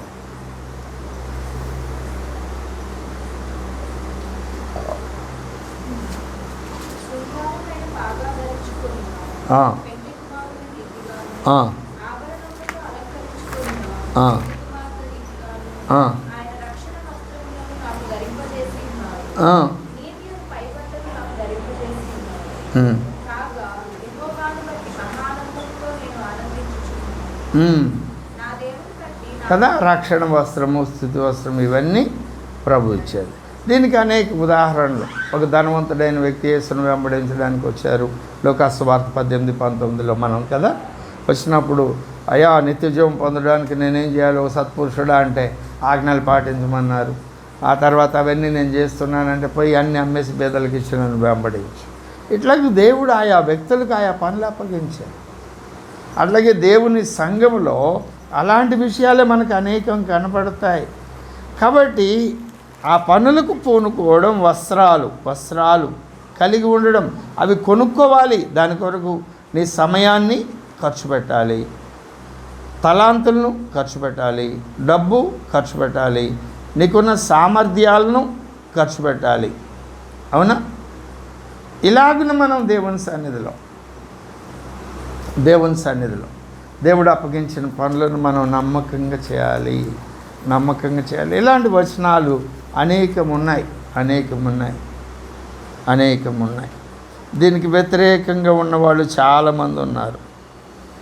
వ్యతిరేకంగా పనిచేసే వాళ్ళని మెప్పించుకోవడాలు, ఒకరినొకరు పొగుడుకోవడాలు, ఇవన్నీ వ్యతిరేకమైన దేవునికి క్రియలు. ఇక్కడ అంటాడు కదా, కొరింథీయులకు రాసిన 2వ పత్రిక 10వ అధ్యాయం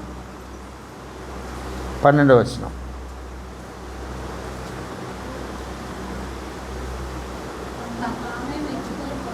ఇది మొదటి బ్యాచ్. అబ్బా, నాకులాగా పాడేవాళ్ళు, నాకులాగా వాక్యం చెప్పేవాళ్ళు, నాకులాగా పాటలు పాడేవాళ్ళు, ప్రార్థన చేసేవాళ్ళు. రెండవది, మెచ్చుకొని కొందరితో నువ్వు బాగా పాడతావు, నేను బాగా పాడతావు, నువ్వు బాగా ప్రసంగం చేస్తావు, నేను బాగా ప్రసంగం చేస్తావు. ఇక వెళ్ళి మెచ్చుకోవడమే. ఇది రెండో బ్యాచ్. మూడవది, వారితో సరిచూచుకొనుటకైనను, అంటే అసలు మనలాగా చెప్పేవాడు ఎవడున్నాడు? ఎవడు లేడు కదా. ఆయన చెప్తాడు కానీ అది లేదు, ఇది ఉంది అని చెప్పుకునేది. మూడు విధాలుగా అయినటువంటి వ్యక్తుల గురించి ఇక్కడ చెప్తున్నాడు. ఒకటి, తమను తాము పొగుడుకునేవాళ్ళు. 2, జతపరుచుకొని నువ్వు నేను గ్రేట్ అని చెప్పుకునేవాళ్ళు. 3, మనకంటే ఎవడు గ్రేట్ లేడనో, లేకపోతే ఆడు బాగున్నాడు మనం బాగలేమనో. దేవుడు ఎవరికి ఏ తలాంతు ఇస్తే ఆ తలాంతును ఉపయోగించుకోవాలనే విషయం కాదు. అటువంటి వారితో అలాంటి పనులు చేయడానికి మేము తెగించలేదు అంటారు. ఇవన్నీ కూడా ఆయన మెచ్చుకునే వస్త్రాలు కావు, క్రియలు కావు. ఇట్లా అనేక సందర్భాల్లో మనం చూస్తాం. మొదటిది ఏం చెప్పాను? పైన ఉన్న వాటిని చూడమంటే పరలోక రాజ్యం. రెండవది ఏం చెప్పాం? ఇళ్ళు. మూడవది ఏం చెప్పాం? 3:21 సింహాసనం. అవునా? పైన ఏమేమి ఉన్నాయో ధ్యానం చేస్తున్నాం. మూడవది సింహాసనం. నాలుగవది చూడండి, ప్రకటన గ్రంథం 2వ అధ్యాయం 10వ వచనం.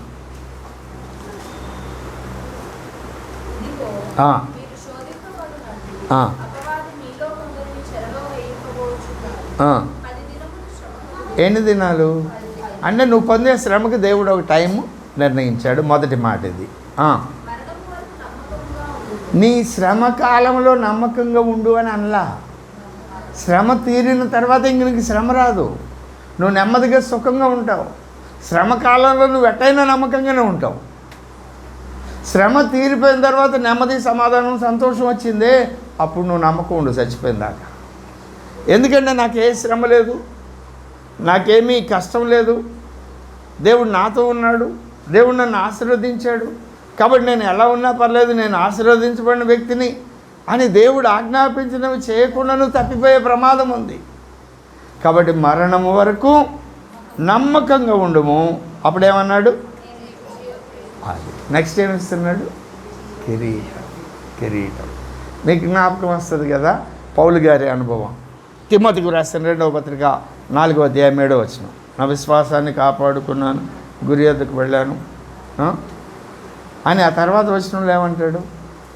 నేను నాతో పాటు ఆపేక్షించు వారందరికీ దేవుడు ఏమన్నాడు? మంచి పోరాటం పోరాడితేనే నా పరుగు తొదముట్టించి విశ్వాసాన్ని కాపాడుకుంటేనే ఇక మీదట నా కొరకు నీతి కిరీటం ఉంచబడి ఉన్నది. ఆ దినమందు నీతిగల న్యాయాధిపతి అయిన ప్రభు అది నాకు మాత్రమే కాకుండా తన ప్రత్యక్షతను ఆపేక్షించే వారికి అందరికీ ఏమనుగ్రహించును? నీతి కిరీటం. ఎక్కడున్నవి ఇవన్నీ? పైన ఉన్నాయి. పైన దాని కొరకు భూమి మీద మనం ఏం చేయాలి? ఫిలిప్పీ 4:8 ఏవి సత్యమైనవో, ఏవి మాన్యమైనవో, ఏవి ఘనమైనవో, ఏవి రమ్యమైనవో, ఇవి ఖ్యాతిగలవో వీటిని మనం వెతకాలి. వెతికితే ఏం జరుగుతుంది భూమి మీద? ఇర్మియా ప్రవచన గ్రంథం 15వ అధ్యాయం 19వ వచనం. ఏవి ఉత్తమమైనవో, ఏవి నీచమైనవో, ఏవి ఉచ్చమైనవో, ఏవి నీచమైనవో నువ్వు గుర్తుపట్టిన ఎడలా నీవు అంటే ఆ మాటకి అర్థమేమిటి? దేవుని మాట మన నోట ఉంటుంది, దాని మీద దృష్టి పెట్టాలి, దాని మీద మనం దృష్టి పెట్టాలి. ఇట్లా పైనున్నవి అనేకము వ్రాయబడ్డాయి లేఖనాల్లో. ఇప్పటివరకు ఏం చెప్పుకున్నాం? మొదటిది పరలోకం, రెండవది ఇల్లు, మూడవది సింహాసనం. పరలోకం ఎవరికి? నీటి మూలంగా ఆత్మ మూలంగా జన్మించాలి, ప్రభువా అని చెప్పడమే కాదు, ఆయన చిత్తాన్ని నెరవేర్చాలి, ఆత్మ విషయమే దీనత్వం కలిగి ఉండాలి, నీతి నిమిత్తం హింసించబడడం, ఇట్లాంటివి ఎన్నో చెప్పాడు ఆయన కండిషన్స్. నాగడి మీద చేయి వేసి వెనక్కి చూడకూడదు, ఇలాంటివి ఎన్నో చెప్పారు. అవి పాటిస్తే పరలోకం వెళ్తాం. రెండవదిగా మన కొరకు ఇల్లు అంటే ఏ అనుభవంలోనికి రావాలి? శిష్యుల అనుభవాలు. శిష్యులను ఇక్కడ చాలా వస్తాయి, అందుకే నేను ఉదాహరణకు అన్నా. ఇప్పుడు నీతి నిమిత్తం హింసించబడేది విశ్వాస శిష్యుడా? శిష్యుడే, అవును కదా. వాడు శిష్యుడు కాకపోతే ఆయన చెప్పింది చేయడు. విశ్వాసం నాకెందుకులే, అక్కడ ప్రమాదం ఉంది, మనం వద్దులేండి. వెళ్ళిపోయే కుక్క తోక పట్టుకోవద్దని సామెతల గ్రంథంలో లేదా? శోధన వచ్చినప్పుడు మనం తప్పుకొని జ్ఞానం కలిగి భక్తి చేయాలండి. ఈ ముచ్చట చెప్తాం. మనకు అన్నీ తెలిసి వాక్యాన్ని ఎట్లయినా ఉపయోగించుకోవచ్చు. కాదు, నా ప్రభువు నాకు అప్పగించాడు సువార్త, అయ్యో సువార్త ప్రకటించనేళ్ళ నాకు శ్రమ అన్నాడు. ప్రకటిస్తే కదా శ్రమ వచ్చేది, ప్రకటించకపోతే శ్రమ ఎందుకు వస్తుంది? ఈయన రివర్స్లు మాట్లాడుతున్నాడని ఆలోచించి ముందుకు వెళ్ళేవాడు. వాడు శిష్యుడు వాడు హింసించబడతాడు. తప్పించుకున్నవాడికి హింస ఎందుకు వస్తుంది? కాబట్టి నేను మీకు పరిచయం చేస్తున్న అంశాలలో ఆ మెట్లు ఉన్నాయని చెప్తున్నాను, కానీ ఎవరికి ఏది అనేది అక్కడికి వెళ్ళినాకే మనకు తెలుస్తుంది. 1 పరలోక రాజ్య ప్రవేశం, 2 ఇళ్ళు, 3 సింహాసనం, 4 కిరీటము. ఆ తర్వాత 2:7కు రండి. ప్రకటన 2:7.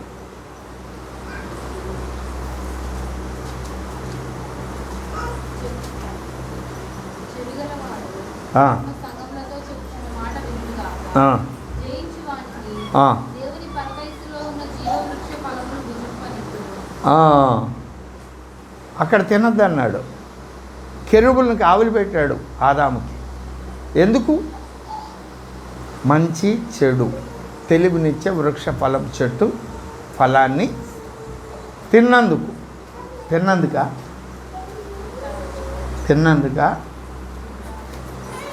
ఎందుకు వెళ్ళగొట్టాడు ఆదాము గారిని? తిన్నందుకు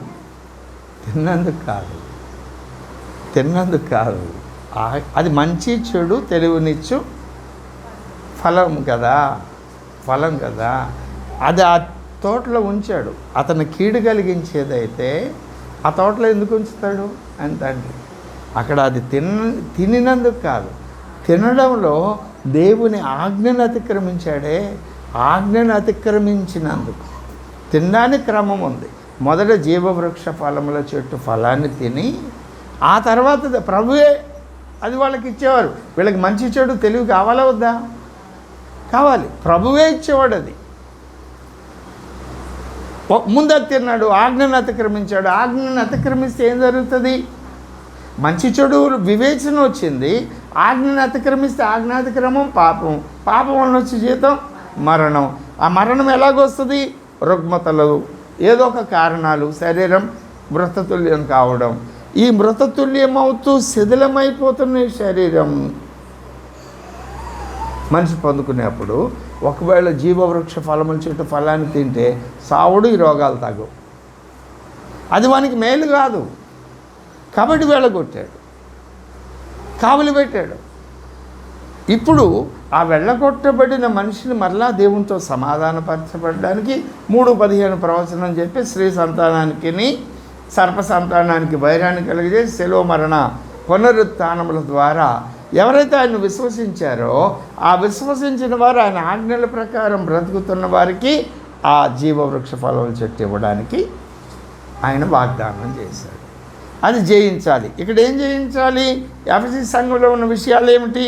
2వ వచనం, క్రియలు మంచివే, కష్టం మంచిదే, సహనం మంచిదే, దుస్తులను సహింపలేకపోవడం మంచిదే, అపోస్తలకు ఆకేయ తాము అపోస్తలమని చెప్పుకుని వారిని పరీక్షించి వారిని అబద్ధికులను నువ్వు కనుగొంటివని, అది కూడా మంచిదే, సహనం కలిగి నా నామముతో భారం భరించి అలయలేదు అనేది మంచిదే, అయినను మొదట నీకున్న ప్రేమను వదిలితే. ఇది ఫెయిల్ అయ్యా.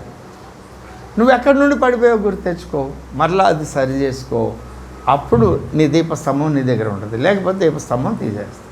నువ్వు సరి చేసుకున్నావు అనుకో, నీకు జీవవృక్ష ఫలములు చెట్టు, ఫుడ్, అవునా?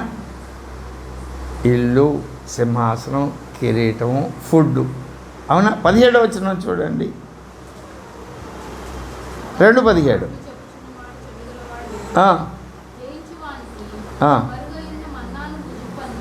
ఇక్కడ ఏం చేయించాలి? నికోలాయితుల బోధలు, బిలాము బోధలు, వీటన్నిటిని చేయిస్తే మరుగై ఉన్న మన్నా. మరుగై ఉన్న మన్నా అంటే ఎక్కడుంది? ఆ రోజు మందస్థంలో ఉంది. దాన్ని ఎవరు తినలా. ఒకరోజు నిలవ ఉండే మన్నా వాళ్ళకి తెలుసు, 2 రోజులు నిలవ ఉండే మన్నా వాళ్ళకి తెలుసు. కానీ ఎల్లప్పుడూ నిలిచి ఉండే మన్నా మందస్థంలో ఉంది. అది వాళ్ళకి తెలియదు. కానీ ఆ మన్నాని వాళ్ళు రుచి చూశారుగా, అది మనకు తెలియదుగా. మనం కూడా ఆ మన్నాని రుచి చూడాలి. దేవుని యొక్క దేవదూతల యొక్క ఆహారం అది దేవుని చిత్తం. ఇప్పుడు ఆ మరుగుగా మందస్సంలో ఉంచబడిన మన్నా దేని కొరకు మరుగుగా ఉంచారు అంటే మన కొరకు. మనం అక్కడికి వెళ్ళినప్పుడు ఆ మన్నాని కూడా మనం రుచి చూడాలి అని దేవుని ఇష్టం. ఇది ఆహారం. అట్లనే ఇంకా చాలా విషయాలు చెప్పాడు. తెల్ల రాతి నెత్తును, ఆ రాతి మీద ఇవన్నీ జయించిన వానికి. అలాగే 3వ అధ్యాయము 26వ వచనం, 2వ అధ్యాయం 26.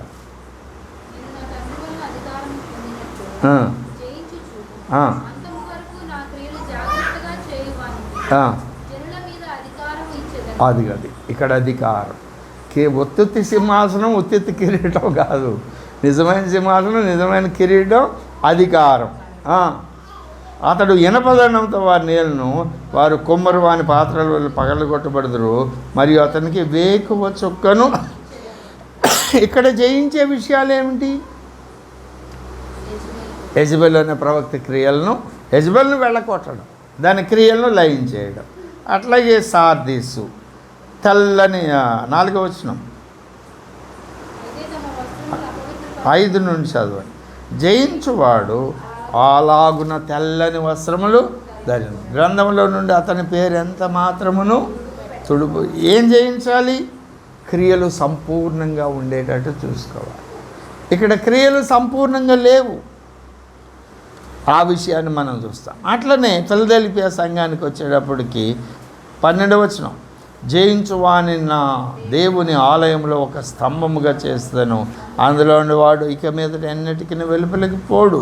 మరియు నా దేవుని పేరును పరలోకములో నా దేవుని యొద్ద నుండి దిగివచ్చుచున్న నూతనమైన యెరూషలేము నా దేవుని పట్టణం పేరును, ఆ క్రొత్త పేరును వాని మీద రాస్తాను. ఇట్లా జయించిన వానికి కలిగే ఆశీర్వాదాలు ఇవన్నీ ఎక్కడున్నాయి? పైన. వీటిని వెతకాలి. ఎక్కడ వెతకాలి? భూమి మీద. వెతకడం అంటే అర్థం ఏమిటి? సంపాదించుకోవడం. 7 సంఘాల్లో ఏ విషయాలు మంచిగా ఉన్నాయో అవి మనం కలిగి ఉండాలి. ఏ విషయాలు మంచిగా లేవో వాటి విషయంలో దేవుడు ఏ హెచ్చరిక చేసి సరి చేసుకోమన్నాడో, మారు మనసు పొందమన్నాడో వాటి విషయంలో మారు మనసు పొంది సరి చేసుకొని దేవునికి ఇష్టమైన వాటికి ఉంటే అవన్నీ పరలోకంలో మనకు దొరుకుతాయి. ఇవి 14 విషయాలేమో ఉంటాయి. బహుశా 10-11 సంవత్సరాల క్రితం చెప్పాను. జయించువారు అనే టాపిక్ మీద 14 వర్తమానాలు ఉంటాయి, యూట్యూబ్లో ఉంటాయి. ఎప్పుడైనా మీకు అవకాశం ఉంటే చూడండి. విజయకుమారి ఉదయగిరి అనేటువంటి పేరు 14 వర్తమానాలు అప్పుడు చెప్పిన గుర్తు కదండి. కాబట్టి ఈరోజు మనం ధ్యానం చేస్తున్న అంశం ఏమిటి? దేవుడు భూమి మీద ఉన్న జలాల్ని 2గా విభజించారు. ఒక భాగాన్ని పైకి పంపారు, దాన్ని విశాలము అన్నాడు. దానికి ఓ పేరు పెట్టాడు. దాని పేరు ఏమిటి? ఆకాశము. క్రింది జలాలకి ఏ పేరు పెట్టలా, అది విశాలంగానే చెప్పబడింది. ఏ పేరు పెట్టలా, దాన్ని పట్టించుకోలేదు. కాబట్టి ఈ క్రింద ఉన్నదాన్ని మనం పట్టించుకోవద్దు, పైన ఉన్నదాన్ని మనం వెతకాలి. పైన ఉన్నదాన్ని వెతకమని కొలస్సీ 3:2 ఆయన ఆజ్ఞాపించారు. మీరు క్రీస్తుతో కూడా లేపబడిన వారైతే పైన ఉన్న వాటినే వెతకండి. ఏమున్నాయి పైన? పరలోకం ఉన్నది. పైన ఏమున్నది? దేవుడు మన కొరకు సిద్ధపరుస్తున్న ఇళ్ళు ఉన్నాయి. ఇంకేముంది? పరలోకంలో సింహాసనం ఉంది, కిరీటం ఉన్నది, అధికార దండం ఉన్నది, తినడానికి జీవవృక్ష ఫలముల చెట్టు ఉంది, మన్నా ఉంది, కట్టుకోవడానికి తెల్లని వస్త్రాలు ఉన్నాయి. తర్వాత దేవుని ఆలయంలో ఒక స్తంభం ఉంది, తెల్లని రాతినిస్తారు, దాని మీద పేరు ఉంటుంది, ఆ పేరు ప్రత్యేకమైనటువంటి పేరు, తెల్లని వస్త్రాలు ఇస్తారు. ఇవన్నీ కూడా మనకు వాగ్దానం చేయాలి. అవన్నీ అక్కడ పొందుకోవాలంటే ఇక్కడే భక్తి సాధన చేయాలి. ఎలా భక్తి సాధన చేస్తాం? అబ్రహాం గారు ఏం చూశాడు? పైన నిలువరమైన పట్టణం. పట్టణం అంటే పట్టణం ఒకటే చూశాడా? ఆ పట్టణంలో ఏమేమి ఉన్నాయో అన్నీ చూశాడు. అదృశ్యుడైన వారిని చూస్తున్నట్లు మోషే అంటే ఏమేమి చూశాడు? ఆయనలోని గొప్ప లక్షణాలు. సాత్వికాన్ని చూశాడు, సాత్వికం నేర్చుకున్నాడు. దీనత్వాన్ని చూశాడు, దీనత్వం నేర్చుకున్నాడు. అధికారంతో మాట్లాడడం చూశాడు, అధికారంతో ఈయన మాట్లాడాడు. దేవుని చిత్తాన్ని నెరవేర్చడానికి ఆయన ఏం చేశాడు? అవన్నీ చూశాడు, అవన్నీ నెరవేర్చాడు. అట్లనే భక్తులందరూ కూడా కదా. యోబు గారి అనుభవం, ఇక ఇలా చెప్తూ వెళితే చాలా విషయాలు మనం చెప్పుకోవచ్చు. దావీదు గారి అనుభవం, ఆయన అంతరిక్షాన్ని చూశాడు, దాని నిర్మాణాన్ని చూశాడు, అది ఆయనకు ఆశ్చర్యం కలుగజేస్తుంది. మానవ శరీర నిర్మాణాన్ని చూశాడు, అది ఆయనకు ఆశ్చర్యం కలుగజేస్తుంది. దేవుని సంఘాన్ని ఆయన ఎలా కడుతున్నాడో చూశాడు. అంతరిక్షమును కట్టినట్టు ఆయన దేవుని మందిరాన్ని కడుతున్నాడు. జ్ఞాపకమైన వచనం 78వ కీర్తన 68వ వచనం అనుకుంటా. ఇవన్నీ కూడా పైనున్నవి. దేవుని మందిరం ఎలా కట్టబడుతుందో పైనున్న విషయం అది. అవన్నీ మనం చూడాలి. అవన్నీ చూసి చూడడము, వెతకడం అంటే ఆ మాటకి అర్థం ఏమిటి? వాటిని మనము స్వతంత్రించుకోవాలి. ఇది 2వ దినపు అనుభవం. ఆకాశము అంటే అవకాశం అన్నానుగా, ఆ మాట ఎందుకన్నాను ఇప్పుడు చెప్తాను. దాని పరిధి ఎంత? ఆకాశం యొక్క పరిధి ఎంత ఏమో తెలియదు. నువ్వెంతగా లోబడతావో అంతగా ఆ పైన వాటిని స్వతంత్రించుకుంటావు. విజయకుమార్ లోబడినంతే నువ్వు లోబడ్డావు. విజయకుమార్ కంటే తక్కువ లోబడ్డావు, విజయకుమార్ కంటే ఎక్కువ లోబడ్డావు. విజయకుమార్ నీకు ప్రమాణం కాదు.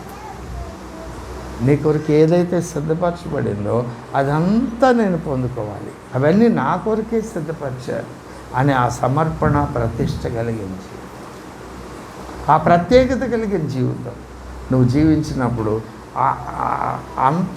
అనంతమైనటువంటి ఆశీర్వాదాలను పొందుకుంటావు. అందుకే దానికి ఆకాశం అని పేరు పెట్టారు. నో లిమిట్స్, హద్దులు లేవు, హద్దులు లేవు. కాబట్టి అలాగే మనం పైన ఉన్న వాటిని వెతుకుదాం, ప్రభువుకి అప్పగించుకుందాం. పైన వాటిని మన కొరకు స్వాతంత్రించుకుందాం. రండి, దేవుడి ఈ మాటలు మనం వెనుకెళ్ళ దీవించి ఆశీర్వదించుగాక. ఆమె ప్రార్థన చేసుకుందాం. మా ప్రియ ప్రభువా, ఈ దినము కూడా మీరు మాతో మాట్లాడారు. రెండవ దినాన మీరు చేసిన కార్యం, ఆత్మీయ జీవితంలో అవి ఎలాంటి ఉన్నతమైన అనుభవాలను మేము కలిగి ఉండడానికి మాకు తెలియపరుస్తున్న జ్ఞానాన్ని అవి స్వతంత్రించుకోవడానికి మమ్మల్ని సిద్ధపరిచే విధంగా పైన వాటిని గురించి అనేక విషయాలు మీరు మాకు బోధించారు. పైన పరలోకం ఉన్నది, అక్కడ సింహాసనం ఉన్నది, అక్కడ ఇళ్ళు ఉన్నాయి, సింహాసనం మీద కూర్చుండే వారి కొరకు కిరీటం ఉంది, అక్కడ ఉండేవారి కొరకు జీవవృక్ష ఫలముల చెట్టు ఉన్నది, మరుగై ఉన్న మన్నా ఉంది, తెల్లని వస్త్రాలు ఉన్నాయి, అధికార దండం ఉన్నది. నాయనా, నీతో కలిసి భోజనం చేసే అవకాశం ఉన్నది. ఎన్నో ఆశీర్వాదాలు మీరు అక్కడ రాసి ఉంచారు.